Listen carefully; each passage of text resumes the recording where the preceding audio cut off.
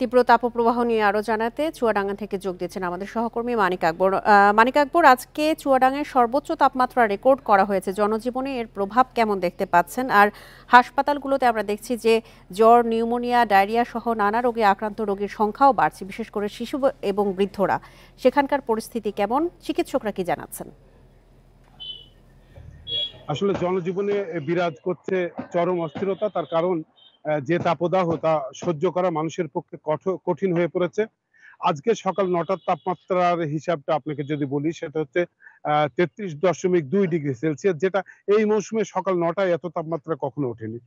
গতকাল ছিল ৩৩.০ ডিগ্রি তাপমাত্রা, যেটা সকাল ৯টায়।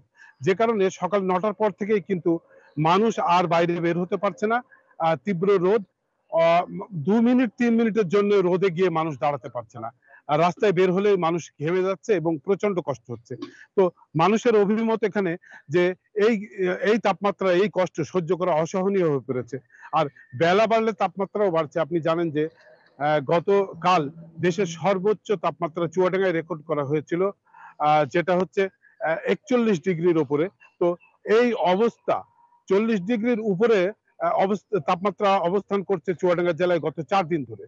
তো সঙ্গত কারণেই চুয়াডাঙ্গার মানুষ খুবই দুর্বিষহ জীবনযাপন করছে, বিশেষ করে ছিন্নমূল এবং দিনমজুর শ্রেণীর মানুষ, যাদের বাড়িতে বসে থাকলে কোনোভাবেই সংসার চলবে না, কাজের প্রয়োজনে তাদেরকে বাইরে আসতে হয়। আমরা লক্ষ্য করছি যে তারা বাইরে আসছেন, কিছু সময় কাজ করছেন, আবার বাকি সময় গাছের নিচে বসে বিশ্রাম নিচ্ছেন। তারা বলছেন যে পর্যাপ্ত আয় তারা করতে পারছেন না। সব মিলিয়ে খুব কষ্টে আছেন তারা।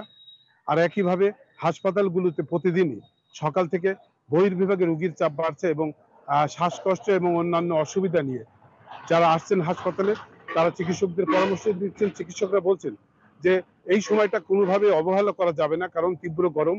কোনো ক্রমে বয়স্ক মানুষদের গরমে রোদের মধ্যে আসা যাবে না। তারা চেষ্টা করবেন যে রোদ ছায়ায় থাকতে, তারা চেষ্টা করবেন রোদ এড়িয়ে চলতে। আর শিশুদের ব্যাপারে, তাদের খাওয়া দাওয়ার ব্যাপারে সতর্ক থাকতে হবে। তাদের ব্যাপারে সতর্ক থাকতে হবে। কোনো ক্রমেই বাইরের খাবার খাওয়ানো যাবে না, পচা বাসি খাবার খাওয়া যাবে না। এসব পরামর্শ দিচ্ছেন চিকিৎসকরা। আর বিশেষজ্ঞরা বলছেন যে যখন এই অবস্থা তৈরি হয়, তখন আসলে মানুষকে খুব সতর্ক অবস্থায় চলতে হয়। আর চুয়াডাঙ্গা জেলা প্রশাসন এবং উপজেলা প্রশাসন থেকে মানুষকে সতর্ক করা হচ্ছে। বিশেষ করে আবহাওয়া অধিদপ্তর জি। থেকে যে নির্দেশনা জারি হচ্ছে, সেগুলো সামাজিক যোগাযোগ মাধ্যমে দিয়ে দিচ্ছেন।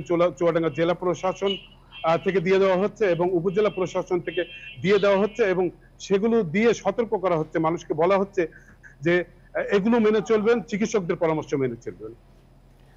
চুয়াডাঙ্গা থেকে তীব্র তাপপ্রবাহ নিয়ে জানাচ্ছিলেন আমাদের সহকর্মী মানিক আকবর।